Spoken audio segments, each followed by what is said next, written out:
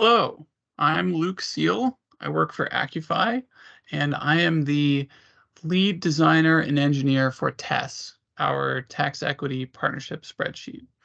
Tess is fast, accurate, and designed to be easy to use.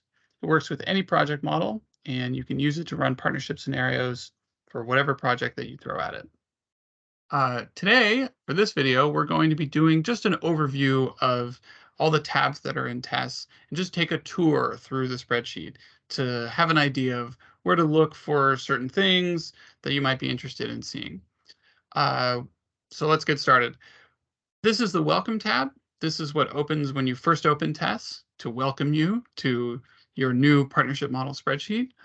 You can see that at the top we have these buttons that will take you to different tabs depending on what you're trying to do. So for example, the top one is import a project model. I've already done this. That's in a different video. We'll link it.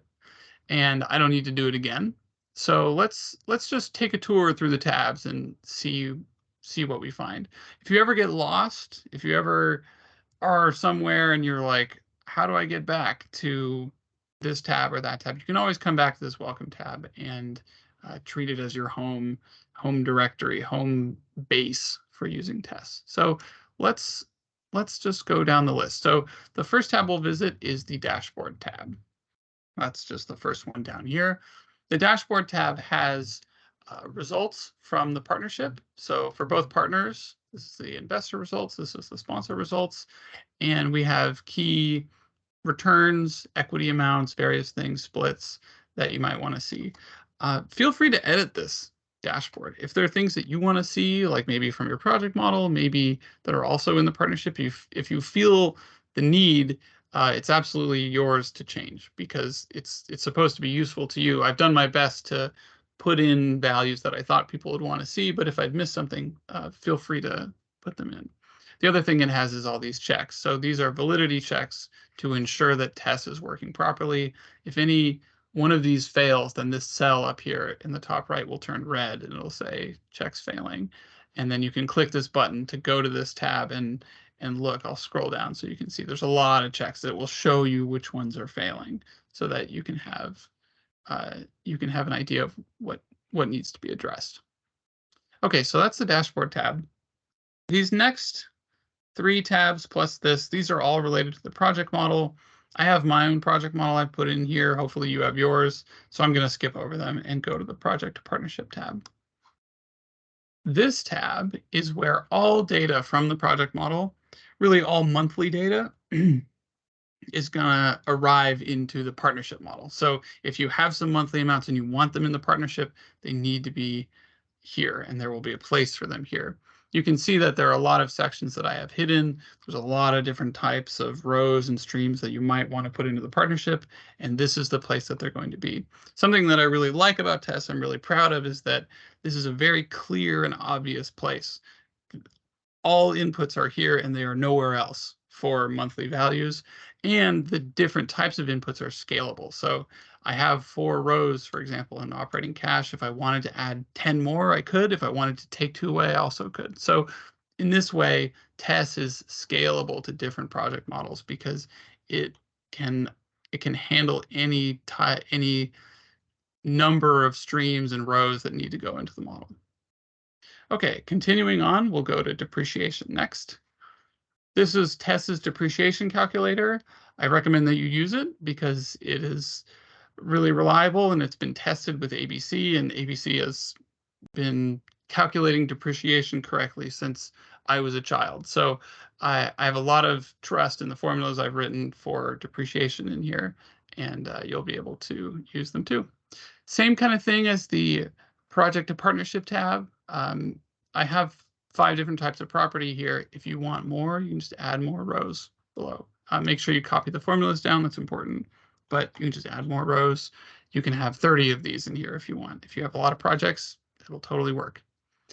You can see there's other sections down below for other types of depreciation related input. These are pretty uncommon, but if you want to use them, they're there. The most important, probably most common one is this investment tax credit section. So this is where you can put in rows for investment tax credits that your project is is having. Okay, next one, we're going to go to partnership settings. So these are the settings and inputs for the whole partnership, and there are quite a few of them. And I'm actually going to do a whole separate video on this tab to talk about the different features that it has, because there's so many settings, and it doesn't fit into a tour. But suffice it to say that if you have something that you want to do with the partnership, you can find it on this tab. This is where it's going to be. Okay, so these are the three input tabs. I think there's one more. There's a tracking tab that's hidden, but these are the main inputs that you're going to be working with to add values into the partnership model. I'll point out actually just one thing on here. For contributions, uh, same as project to partnership, same as the depreciation section.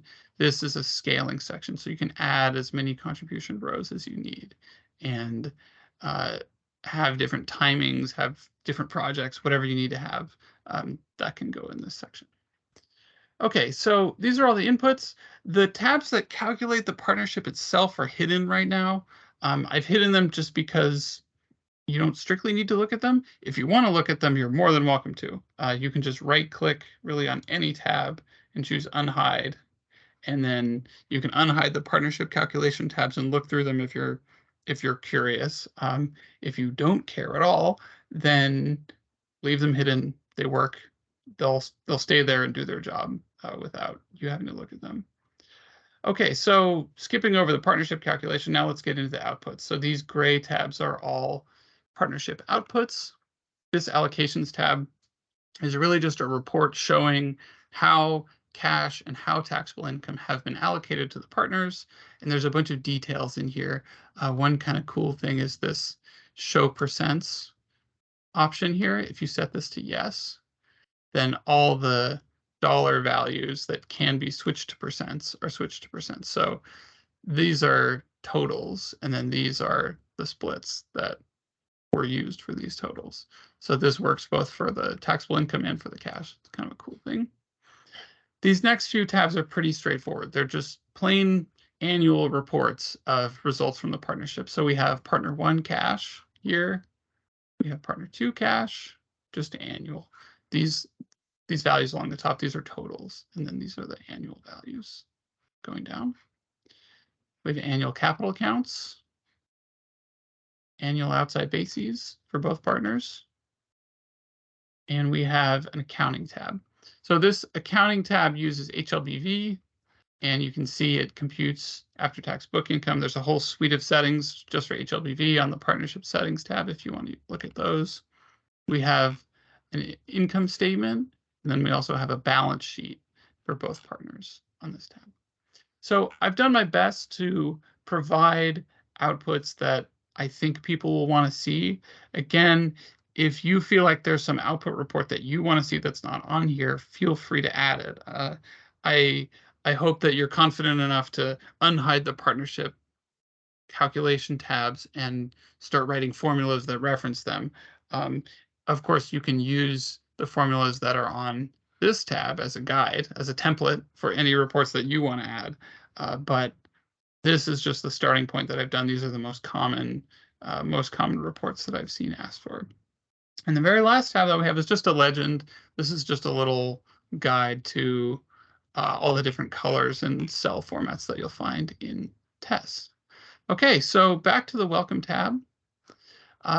You can see that there's buttons here that will take you to many of the tabs that I've referenced during this tour, but that concludes our look at the different tabs in Tess for now. I hope that was helpful for you, and I hope that you enjoy using Tess and it works for you well. Thank you and goodbye.